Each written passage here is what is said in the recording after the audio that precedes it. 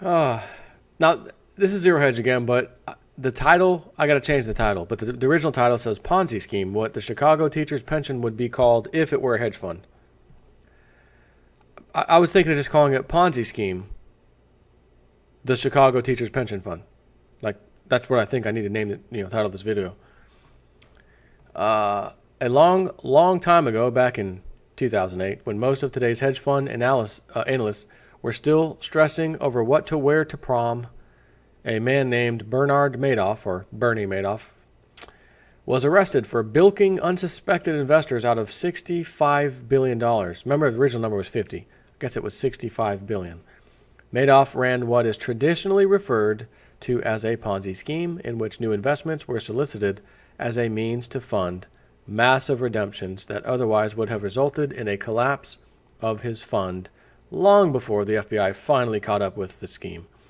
But Madoff was eventually caught, and in 2009 he was sentenced to 150 years in prison for his scheme. Why? Because Madoff wasn't part of the club, like John Corzine was of MF's Global, who took money out of their account holders' accounts, segregated accounts, and bet on Wall Street, lost the bet, and went belly up. Unlike John Corzine, there's no pictures of Bernie Madoff hanging around, arms around Barack Obama, helping fund his campaign. There's plenty of pictures. Just to give you an idea, John Corzine with Obama. Just again, in case you just want to see images. More than meets the eye. Here, boy. Here we go. More than meets the eye. Yeah. One or two photos. Now I'm going to do Bernard Madoff with Obama. Interesting. Don't really see any of that, do you? Interesting, huh? Huh. Don't see Bernie. There's Bernie. This is Bernie. Right here. This is Bernie. Interesting. That, my friends, is why he was sentenced to 150 years.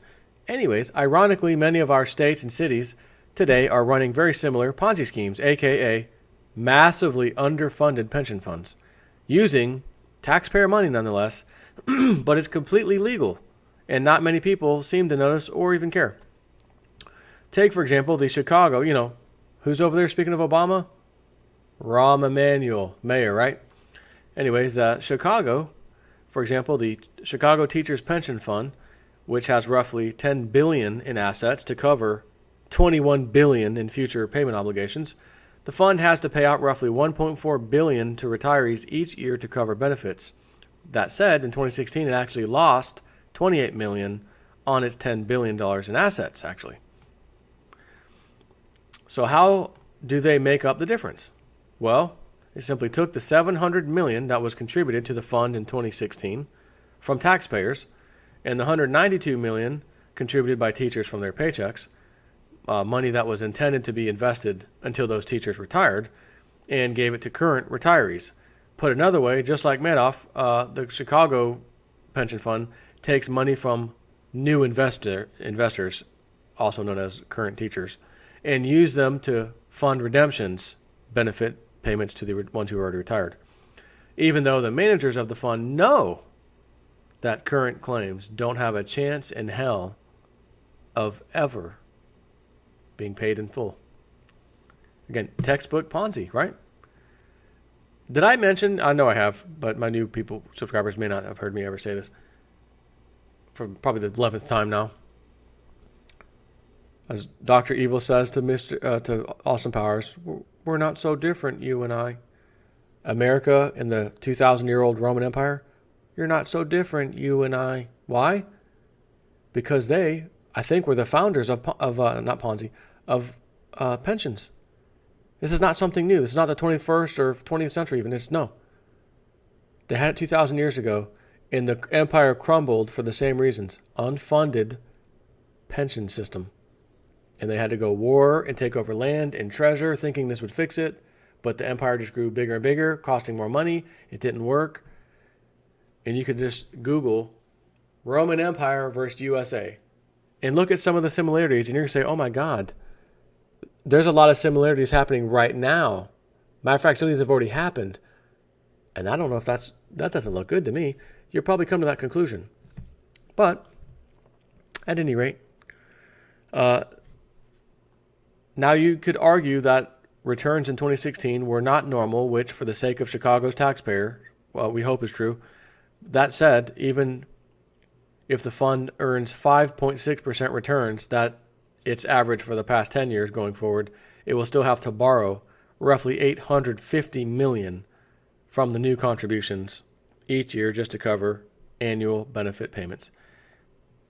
As noted, or as a side note, we would point out that Chicago's teachers have made roughly 1.4% off their investments in hedge funds on average over the past 5 years, which is probably just under the 1.5% management fee they have to pay to those same hedge funds, meaning they get nothing.